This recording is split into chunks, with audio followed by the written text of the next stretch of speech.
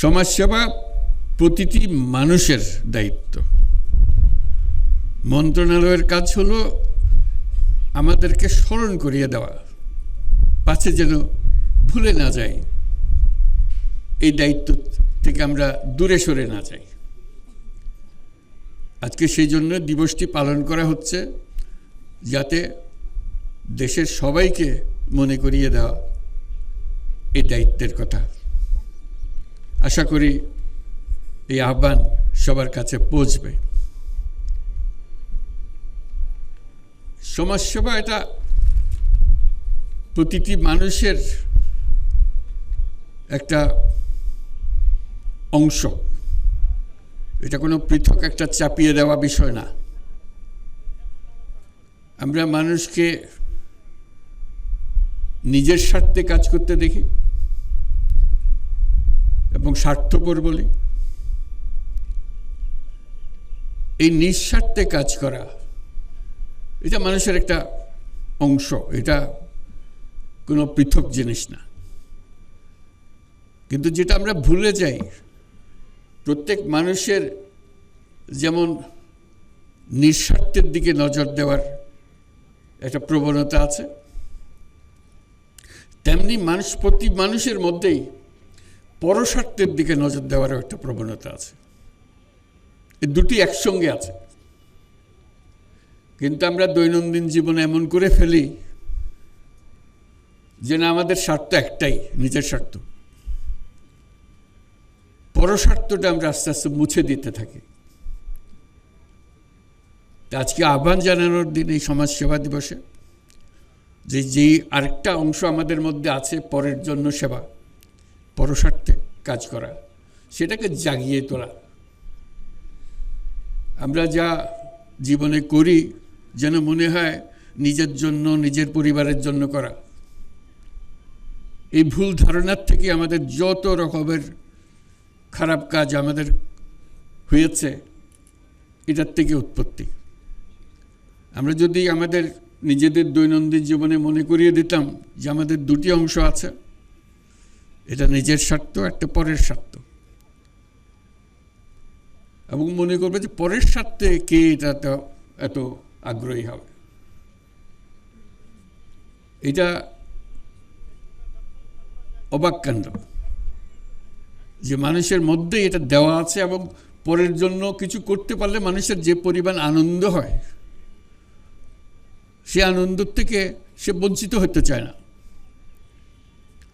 কিন্তু নিজের স্বার্থটা সমাজে এমনভাবে প্রতিষ্ঠিত হয়ে গেছে, ওই অংশটা আস্তে আস্তে চাপা পড়ে গেছে, ওই আনন্দ থেকে আমরা বঞ্চিত হয়ে যাচ্ছি। যে কারণে আজকে এই বিশেষ দিনে মনে করিয়ে দেওয়া যে আমাদের ক্ষমতা আছে, শক্তি আছে। যে সমস্ত সমস্যা আমরা চারদিকে দেখি, মনে করি যে এটা আমার কাজ না, আমার কাজ হলো টাকা পয়সা রোজগার করা, ওই কাজটা সরকারের উপরে ছেড়ে দিই, ওরাই করবে। এটা ভুল ধারণা। আমাদের যে শক্তি আছে, ব্যক্তির যে শক্তি আছে, সেই শক্তির কাছে সরকারের শক্তি নস্যি, মোটেই তুলনা করা যায় না। আমাদের শক্তি, ব্যক্তির শক্তি, এটা প্রচণ্ড শক্তি। একবার শুধু তাকে উন্মোচন করা, জাগিয়ে তোলা, সে জাগিয়ে তোলার দায়িত্ব নিয়ে আজকে সমাজসেবা দিবস। আমরা যেন এটা করতে পারি।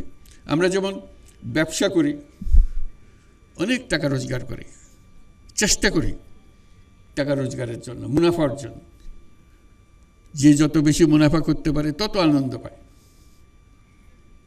এটা হলো নিঃস্বার্থের ব্যবসা। একটা কিছু চিন্তা করে দেখেন, পরস্বার্থে ব্যবসা হয় কিনা। এটা কিন্তু নাই, আমাদের প্রচলিত চিন্তার মধ্যে আমাদের কাছে নাই। আমরা সেই কথাটাও মনে করিয়ে দিতে চাচ্ছি, নিঃস্বার্থে যেরকম ব্যবসা করা যায়, পরের স্বার্থেও ব্যবসা করা যায়।